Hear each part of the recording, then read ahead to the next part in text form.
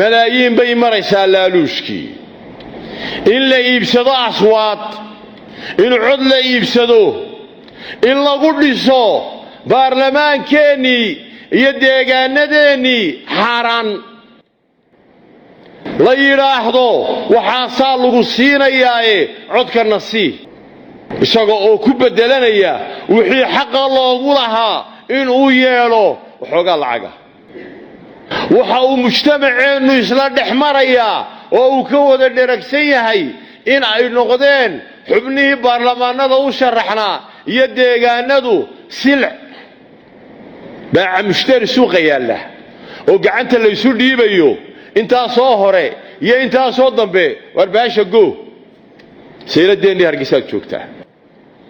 waxaanu noqono kamid ahay qolooyinka aan sheegayo qolooyinka la doonayo in codkooda la iibsado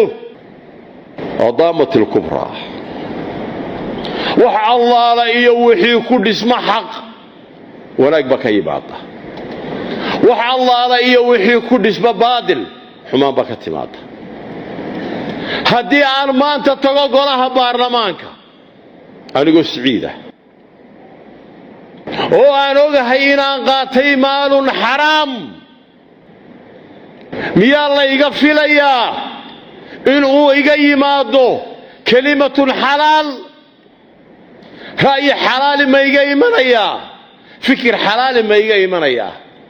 hoggaan xalaal ma iga imanayaa nin ma noqonayaa markaan halkaa tago sababtoo waxaan ogahay inaan ahay daciif oo aan dimadeydii iibiyey oo kii iga iibsaday aanan ku oran karin kelmad maxaan ku dhahay xaq isagoo oo baadil sameynaya waxaan tagayaa anigoo nacasa waxaan fadhiyaa anigoo nacasa waxaan ka soo baxayaa anigoo nacasa walaaladayda maanta naloo wada doortay inaanu matalo mujtamaca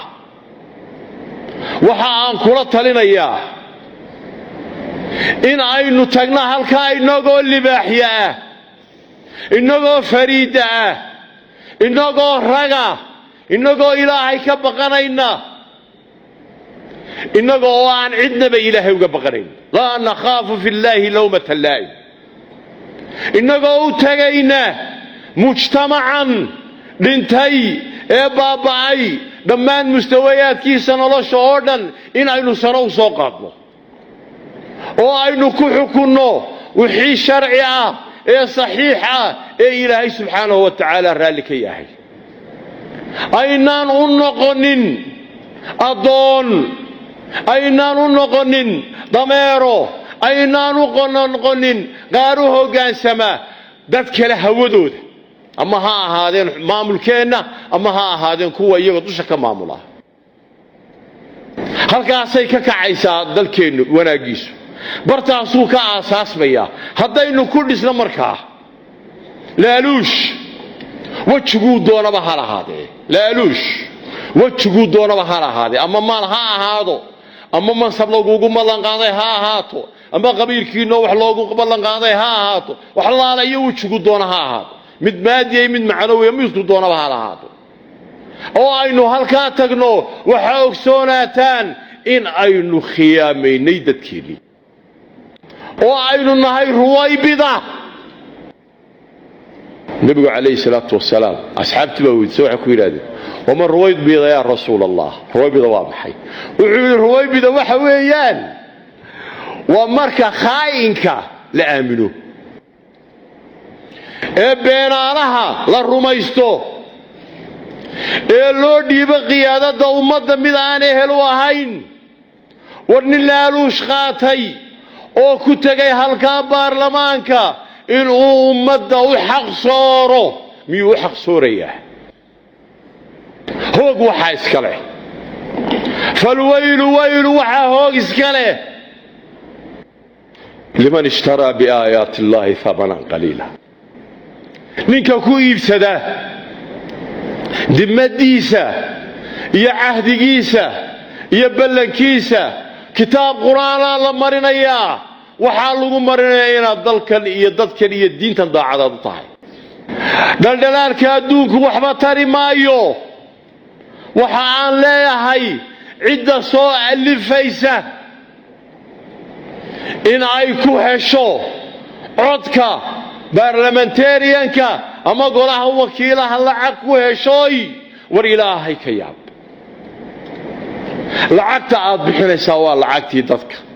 hooyada joogta waa heen iyo gobonnimo tamaandhada laga qaaday cashuurteedu weeyaan lacagtaasi kamaad keenin gurigii hooyada iyo aabbaha waa cashuurtii dadka fuqarada ah ee waddankan jooga een biyo haysan een leydh haysan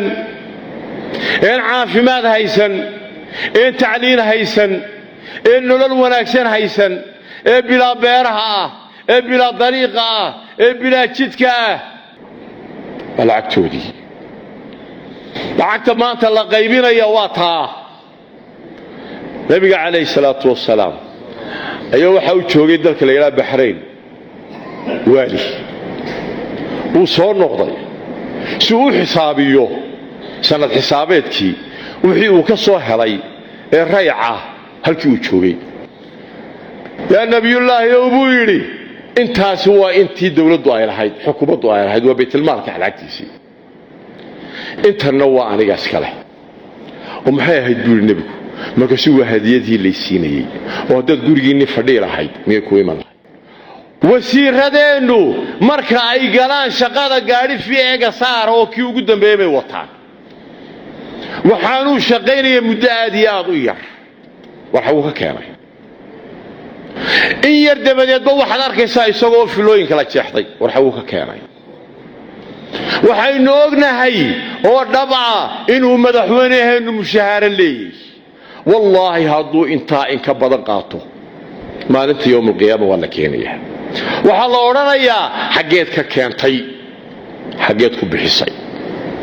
xoolaha ummadda yaan lagu bixinin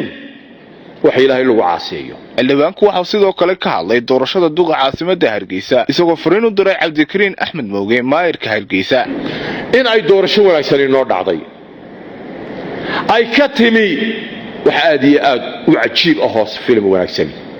26 kun buu ku fadhiyayna Mooge maanta maxaan ku dhahday golaha maayirka magaalada waa markii ugu horeysay wixii isu yimi oo dhami ay ogolaadaan inuu ninkaas maayir uu noqdo wajigay doontaba halaado dhinacay doonba u soo falagjuweed garoodo sababtu waa maxay waa nambarka faraha badan ee ninka doortay ayaa laga baqay waa ogsoon waxaan doonayaa inaan idin sheego Somaliland dadkeedow awood baa u leedihiin in aydun ka bajisaan maamulka inna xukumaya mustawuhu doonaha lahaadeen min wasiir إلا مدحوينه إلا كحجة إلا رئيس البرلمان إلا كمحكمة هايست أود بأولادهن أيضا كبا شسان أو أيضا كسر عرسان حقه تاسان أيضا كدليله ولأجل ذلك وحان لا يحي إن موغا وحان لا يحي والله دورتي وحان لقو سيئي كالسوري بوحده أدقنا إلهي أدقنا أوكا الشرية أوله حسبي الله ونعم الوكيل إلهي با يغفر أنت لا سارنيا وما دو شقيه أو شقيه سي عدالة أو سدا أي كو جعلادين وجعلو أو سدا أي كو هغر بحر وهغر بح أو فاسدينتي